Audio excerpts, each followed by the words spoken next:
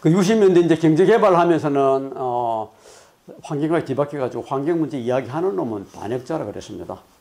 그래서 부산 수산대학의 원정웅 교수가 수산양식장의 수질 오염도를 논문으로 냈는데 그 때문에 수산대학장이 모가지 달아났고요. 몽 교수는 중앙정보국 걸려가서 고문당하고 돌아가셨는데 그 제자들 이야기가 한결같이 고문 후유증으로 돌아가셨다 그런 이야기합니다. 그때 공장이 들어왔는데 어디 들어왔나? 전부 다 어디 공해 사람 다국지 기업들이 많이 들어왔거든요. 주로 일본에서 제일 많이 들어왔고 그다음에 미국, 독일 이런 들어왔는데 공해 센 산업들, 심한 산업들이 다 들어왔습니다. 그러면서 이제 에너지 많이 쓰고 공해 심한 산업들이 우리나라 자리 잡았죠. 울산공단을 그래서 만들었는데 제가 70년대 가서 조사를 해보니까 공해 방지 설비가 하나도 전혀 없었습니다. 전혀. 그냥 농작물 뭐 그냥 완전히 다 말라 죽었습니다. 그 삼산평야에 농민들이 거기에 비료공장이 들어오고 난 뒤 알루미늄 재련공장하고 비료공장 들어오고 난 뒤 살을 한 달도 수확 못 했습니다. 그해. 농민 두 가정이 집단 자살에 죽었다 그러더라고요. 내가 바로 조사를 간 해에. 온산에 뭐 그냥 온갖 다 오염이 다 생겨가지고 온산병이 생기고. 그래서 이거 3만 7천 명을 다 이주시켜버렸습니다. 사람 살지 못한다 그래요. 지금도 뭐 요즘 미세먼지 이야기하지만 우리나라가 지금 서모고 때문에 서울에만 1년에 2만 명이 죽는다 그러고 폐질환자 80만 명 이렇게 생긴다고 이게 한겨레 신문 보도가 난 거지만 사실 서울연구원에서 낸 연구 결과입니다. 서울연구원에서 나온 결과입니다.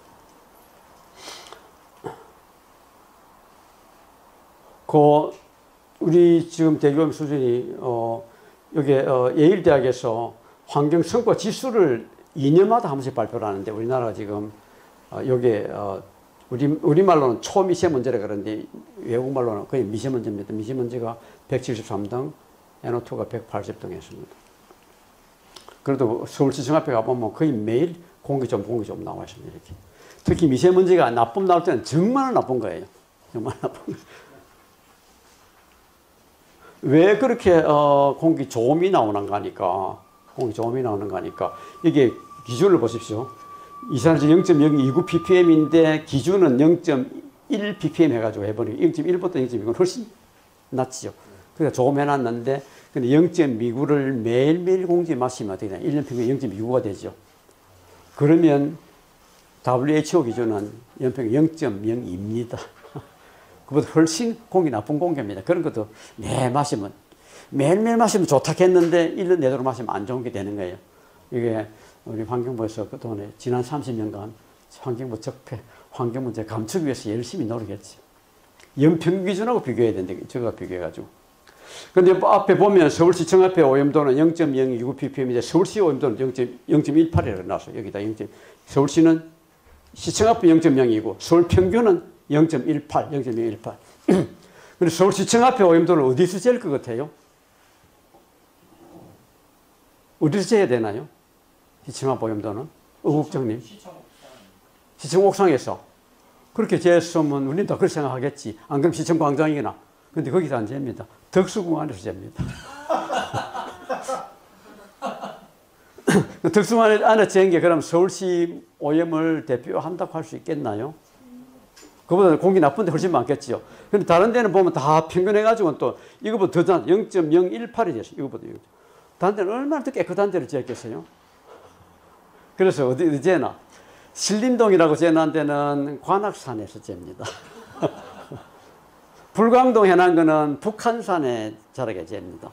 한남동 해난 거는 남산에서 잽니다. 그래서 많은 적정소들이 전부 다 녹지 인근에 붙어 있어가지고 절반 가까이 그렇습니다. 그래서 우리 실제로 숨쉬는 공기를 재질 않습니다. 숨쉬는 공기를.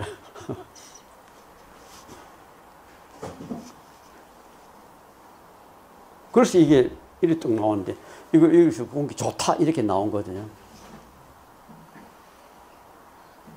적합하지 않죠, 그건. 근데 우리가 실제로 숨쉬는 공기는 어떻나? 환경부에서 서울시 오염도라고 낸 거하고 실제로 우리 숨쉬는 거는 보면 대학생들이 그래도 가장 깨끗한 공기 숨쉽니다. 서울대학생들이 관악산 있잖아요. 그러니까 서울대학생들은 요랬는데 지금 어떻게 되나? 상관에서 이것보다 2배, 3배 엄청 높습니다. 높은 공기를 숨깁니다. 그래서 우리 기준은 뭐 그래 있다 그러더라도 우리 숨쉬는 공기 훨씬 나쁘기 때문에 좀 더 훨씬 더 엄하게 달아야 됩니다. 엄하게. 물 저는 다 이야기했지만 큰 비 오고 나면 이렇습니다. 물이 쓰레기가 이렇게 내려가지고 쓰레기 걷어내면 어떻게 되나? 녹조가 확 끼어가지고 제가 수돗물 그냥 우리 그 서울 거를 그냥 마셔다가 미국 1년 딱 갔다 오고 난 뒤에 우리 집 사람이 수돗물 못 마시겠다고 해서 정수기를 붙였습니다. 흙냄새가 나고 비린내가 난다 그래가지고 그 비린내가 왜 나? 이 녹조에서 나는 비린내입니다. 그래서 저 강원도 산골에서 좋은 물 마시다가 온 사람들 서울에 물만 나쁘다 그러죠. 서울 사람들은 그거 모르죠. 냄새 나는 거 모르죠. 미국 갔다 오니까 냄새가 나더라고 막. 부산 사람들은 부산 물 마시다가 냄새 모릅니다. 서울 사람들 부산에 가보면 와, 어떤 물에 너무 냄새가 나고 맛이 나서 마실 수가 없는 거예요. 그 물을 끓여놔도. 너무 익숙해가지고 그렇습니다. 이게 녹조가 많이 끼고 있습니다. 그래서 녹물 나오죠. 수도에.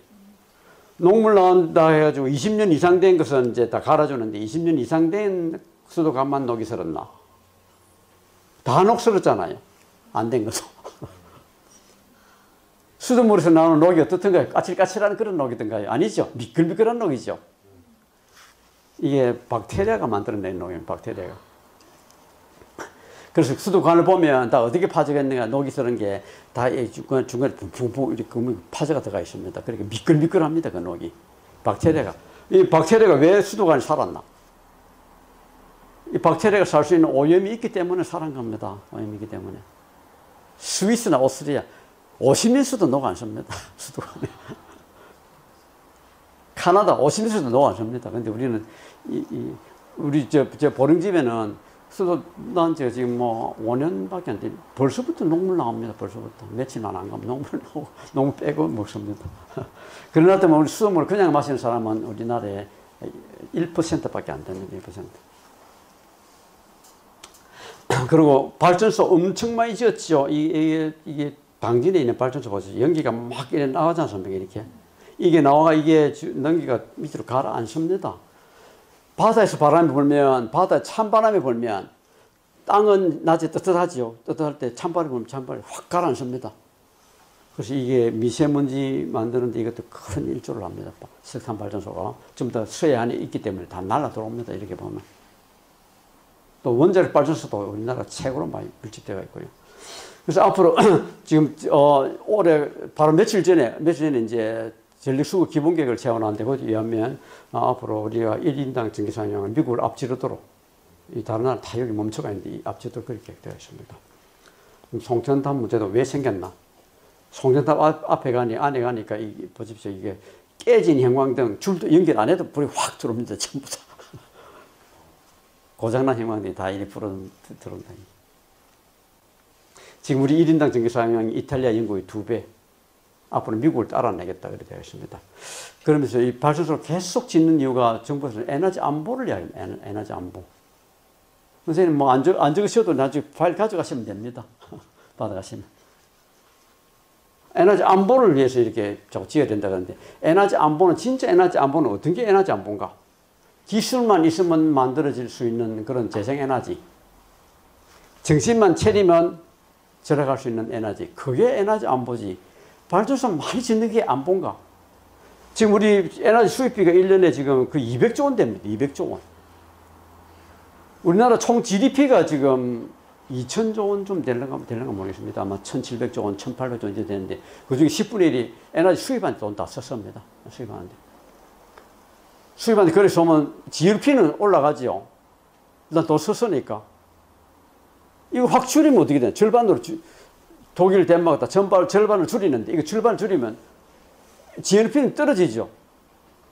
그렇지만 더 살기 좋잖아요. 우리가 더 여유가 있잖아요. 그렇지. 재생에너지를 많이 만들고 에너지 절약해서 다른 나라 줄이는데 지금 세계 전체 평균 재생에너지 수준이 지금 20% 가까이 됩니다. 근데 이 전체 평균은 후진국에서 지금 나무를 그냥 막 떼가지고 나오는 그게 재생에너지이기 때문에 그걸 별로 치지 않고 그걸 빼면 신재생에너지는 12% 정도 됩니다. 12%. 근데 우리나라 신재생 에너지는 얼마인가? 1.47%를 그래 놨는데 신재생 에너지하고 우리나라 신점 재생 에너지는 다릅니다. 우리나라 세상을 속이는데 참 능숙합니다. 능숙해요. 외국에서 신재생 에너지 하는 거는 태양광, 풍력 이런 걸 이야기하는데 우리나라 신재생 에너지는 뭔가? 쓰레기 태운 에너지가 거의 90%예요. 이거는 재생 에너지 안 들어갑니다. 그거는 재활용하는 게 훨씬 에너지 적게 줄이죠. 그걸 갖다 신재생, 신점이래 붙여가지고 그래가 속이고 있는데 이거는 앞으로 그냥 재생 에너지를 해가지고 규정을 바꿔야 됩니다. 그게 정직한 나라입니다. 그리고 도로 엄청나게 많이 놓고 있죠. 남북으로 7개, 동서로 9개, 세븐 바이 나인 고속도로만. 그리고 전국을 반나절에 갈 수 있도록 해주겠다. 그리고 그거 다 짓게 되면 우리나라 고속밀도 세계 1등입니다. 일본의 4배 수준. 4배 수준. 아마 지방에 가보시면 알 겁니다. 얼마나 고속도로가 많이 나서인지 다 텅텅 비이는 고속도로. 지금 도로 면적이 주거적 면적 앞질렀습니다. 우리나라가. 자동차가 더 넓게 삽니다. 그리고 매체가 지금 300억 달러. 300억 달러 넘었겠죠. 벌써. 넘었겠죠. 민자도로 하는 건 뭐 전부 다 빚으로 해놓은 건데 엄청 빚이 많습니다. 도로공사 빚이 지금 50조 원 곧 됩니다. 공사를 다 하게 되면 50조 원. 저거는 갚을 능력이 없습니다. 갚을 능력이. 우리 국민들도 나중에 다 빼내가는 겁니다. 그렇지만 우리 자동차 주행거리가 26,000km인데 한때가 1년에 26,000km라는 이거는 다른 나라 어느 나라보다도 많습니다. OECD에서는 최고입니다. 최고. 지금 서울이 세계에서 지하철 버스 세계에서 제일 1등이라고 지금 평가받습니다. 제일 잘 돼 있다고. 그런데도 불구하고 자동차로 다니는 게 더 편하기 때문에 자동차가 엄청 많이 다니는데 지금 서울 자동차 통행률이 47% 통행. 동경, 뉴욕, 런던, 파리 출퇴근 시대 때는 시간대는 전철로 90%가 전철로 다닙니다. 전철로. 자동차로 다니려 그래도 시간이 너무 걸리고 너무 복잡해서 돈 많이 들어서 다닐 수가 없어요. 동경이나 뉴욕에서는. 이거 보십시오. 비엔나 자동차 통행 13%, 도쿄 16%, 우리는 47%. 다들 우리 지하철 시스템 보고 다들 부러워합니다. 버스하고 다 연기 잘 돼가 있고요. 너무 잘 돼가 있습니다. 세계에서 제일 큰 백화점이라고 메이시스 백화점이 자랑합니다. 근데 이 백화점에는 주차장이 하나도 없습니다. 우리 백화점은 세일 기간만 되면 자동차가 막 그냥 길을 꽉꽉 메꾸지요. 공짜 주차장이 너무 많아가지고 한국에는, 서울에는.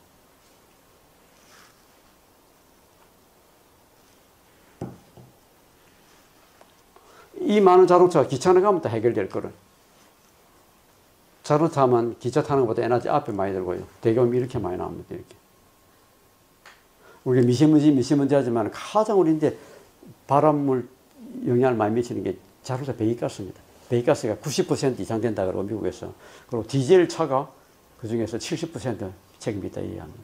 디젤 차. 근데 디젤 차를 그렇게 많이 보급해가 우리나라에.